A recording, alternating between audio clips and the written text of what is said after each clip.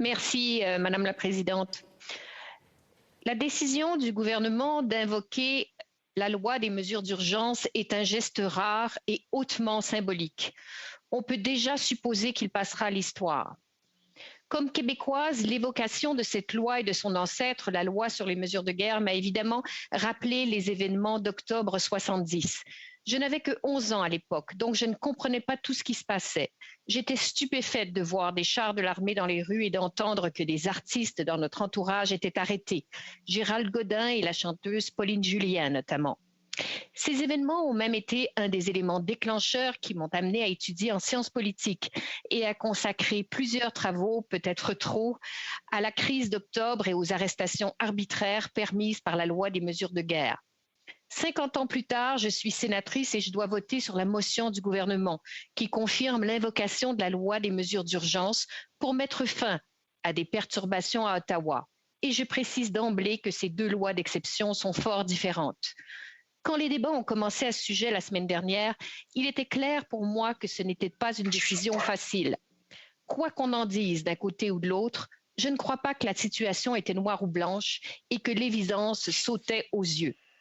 D'un côté, des éléments pouvaient certainement justifier une intervention forte du gouvernement, incluant l'incapacité manifeste de la police d'Ottawa à maîtriser la situation, le caractère très organisé de la manif qui s'est transformé en occupation illégale d'un périmètre de la ville d'Ottawa, le financement et le soutien étranger aux manifestants, le blocage d'infrastructures critiques et les dommages économiques collatéraux, les menaces, les symboles racistes, le vandalisme et la nature insurrectionnelle des messages entendus, l'instrumentalisation des enfants, les coûts sociaux et économiques qui s'accumulent, incluant pour de nombreux habitants d'Ottawa qui n'avaient rien à voir avec le conflit et qui ont vécu un cauchemar.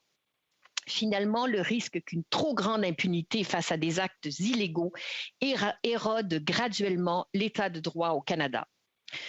Je note aussi que la loi sur les mesures d'urgence, en plus d'être soumise à la Charte des droits et libertés, contient plusieurs dispositions qui visent à prévenir des dérives autoritaires, notamment le comité parlementaire et l'enquête obligatoire. Mais auront-ils les outils pour faire toute la lumière? Je n'en suis pas certaine. Dans l'éventualité où la motion sera adoptée par le Sénat, le gouvernement n'obtiendra pas un pouvoir discrétionnaire illimité, puisqu'il y a une limite de 30 jours. À ce titre, la loi sur les mesures d'urgence est plus proportionnée que l'ancienne loi sur les mesures de guerre. Cela dit, dès la semaine dernière, d'autres éléments m'amenaient à me demander si le gouvernement avait fait une démonstration sans équivoque que les perturbations à Ottawa étaient réellement une crise nationale, c'est-à-dire une situation urgente, temporaire et critique qui met sérieusement en danger la santé et la sécurité des Canadiens ou qui menace la capacité du gouvernement du Canada de préserver la souveraineté, la sécurité et l'intégrité territoriale du Canada. Je notais en particulier que les barricades du pont Ambassadeur et les blocages en Alberta et au Manitoba ont été démantelés avec les outils juridiques courants, sans besoin d'invoquer la loi des mesures d'urgence. Que les perturbations n'avaient mené à aucune blessure grave ou dommage matériel significatif. 7 provinces, le Québec, l'Alberta, la Saskatchewan, le Manitoba, le Nouveau-Brunswick, l'île du Prince-Édouard et la Nouvelle-Écosse se sont opposés à l'invocation de la loi sur les mesures d'urgence. Et plusieurs experts et spécialistes avaient émis des doutes quant à la nécessité d'invoquer cette loi et quant à la supposée insuffisance des outils déjà à la disposition des forces de l'ordre. La comparaison entre les événements d'Ottawa et certaines autres crises tend aussi à relativiser le caractère urgent, grave et critique de ce que nous vivons aujourd'hui. Prenons par exemple la grève étudiante de 2012 au Québec, qui a donné lieu à plusieurs mois de manifestations, souvent nocturnes, qui ont engendré des affrontements violents entre manifestants et policiers et causé beaucoup de dommages matériels. La crise d'Oka en 90, qui a donné lieu à un blocage de 77 jours et qui a causé la mort de 2 personnes. Dans ces 2 cas, la loi sur les mesures d'urgence n'a pas été invoquée. J'ai aussi repensé à certaines manifestations plus récentes à l'étranger, incluant les perturbations importantes engendrées par le mouvement Black Lives Matter aux États-Unis ou par les Gilets jaunes en France, qui ont duré plusieurs mois, causé des blessures et engendré beaucoup de dommages matériels.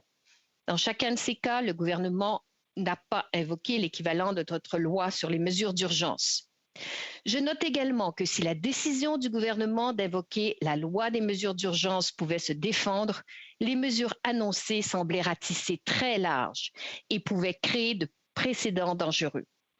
Je mentionne en particulier l'interdiction faite à tout citoyen de simplement participer ou se déplacer à destination d'une assemblée publique qui pourrait troubler la paix. La désignation très large de lieux protégés, incluant certains comme la colline parlementaire ou les édifices gouvernementaux, où les citoyens doivent pouvoir manifester paisiblement, et des interdictions sans précédent quant aux contributions financières de simples citoyens à des manifestants. Au cours des dernières semaines, le gouvernement a parlé de la dimension internationale de la crise. Pour le gouvernement, les perturbations qui ont sévi à Ottawa et ailleurs ont endommagé et terni l'image du Canada en tant qu'un pays sécuritaire et stable. Ce sont des peurs légitimes. Seulement, ce ne sont pas les seules que j'ai entendu exprimer. Le magazine Économiste a écrit la semaine dernière que le fait d'invoquer la loi sur les mesures d'urgence était une idée terrible qui pouvait rendre le Canada un pays encore plus divisé et moins sécuritaire. Il y a des arguments des deux côtés que j'ai entendus la semaine dernière et je ne pense pas que le gouvernement a démontré de façon univoque que la crise qui sévit au Canada a fait exigeait cette loi. Mais ça aussi était ma perception des mesures cette loi sur les mesures d'urgence est teintée par ma propre expérience au Québec. Et en fait, cette crise a sévi à Ottawa. Je pense que le gouvernement n'avait pas besoin d'un chèque en blanc, mais pouvait en fait se voir accorder le bénéfice du doute, du moins temporairement. Mais la réalité, c'est que la situation a considérablement changé depuis la semaine dernière, comme le Globe and Mail l'a écrit hier. La question qui se pose devant le Parlement, ce n'est pas est-ce que le Canada était confronté à une urgence une urgence nationale la semaine dernière, mais ce n'est pas le cas cette semaine. La semaine dernière, il y a eu des arguments pour et contre la loi sur les mesures d'urgence. Mais en fait, les faits, maintenant, renforcent les arguments au point que maintenant, ce n'est plus le cas. Situation de jour en jour et d'heure en heure. Notre appréciation de cette motion doit également évoluer selon les circonstances. Aujourd'hui, il reste bien quelques tracteurs et camions stationnés dans le centre-ville de Winnipeg, mais il n'y a plus de blocus au pays. La ville d'Ottawa est dégagée. Les occupants plus radicaux se sont repliés. La menace extrémiste apparaît plus diffuse. Elle dure d'ailleurs depuis plusieurs années. Même s'il peut subsister des doutes quant à l'utilité de la loi sur les mesures d'urgence pour régler la crise la semaine dernière, il n'y a aucun doute qu'il n'y a plus de crise nationale urgente et critique. En réponse aux questions, le gouvernement plaide qu'il est nécessaire de maintenir cette loi de manière préventive pour contrôler les risques de nouvelles manifestations. Or, je ne crois pas qu'un gouvernement puisse invoquer la loi sur les mesures d'urgence de manière préventive ou comme approche de gestion des risques. Dans toutes les sociétés et même au Canada, il y aura toujours des risques. À mon avis, le gouvernement ne peut pas justifier l'application de cette loi en évoquant un risque indéfini, une menace hypothétique ou un potentiel de perturbation. À la lumière du portrait général et de la situation au pays, l'affirmation par le gouvernement qu'il a aussi des informations secrètes sur des menaces potentielles n'est pas non plus suffisante à mes yeux pour justifier le maintien des mesures d'urgence. Ce standard ouvre la porte à des abus évidents. Il est certain que cette loi est très appréciée des services de police dont je salue l'efficacité, le professionnalisme et la retenue.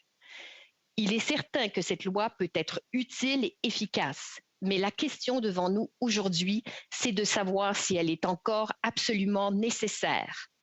Le gouvernement mentionne également que la décision d'invoquer la loi sur les mesures d'urgence a été bien accueillie par les Canadiens. Je n'en doute pas, mais évidemment, là n'est pas la question. Le Sénat a le privilège et la responsabilité de réfléchir et voter à l'abri des considérations électorales. Je note également que si le Sénat votait contre la motion du gouvernement cette semaine, cela n'aurait pas pour effet d'invalider rétroactivement les décisions prises et les gestes posés depuis la proclamation de la loi. Cet effet me semble compatible avec l'idée légitime d'accorder le bénéfice du doute au gouvernement pour ce qui est de la situation la semaine dernière. Mais je n'ai pas obtenu de réponse satisfaisante à la question essentielle qui se pose aujourd'hui.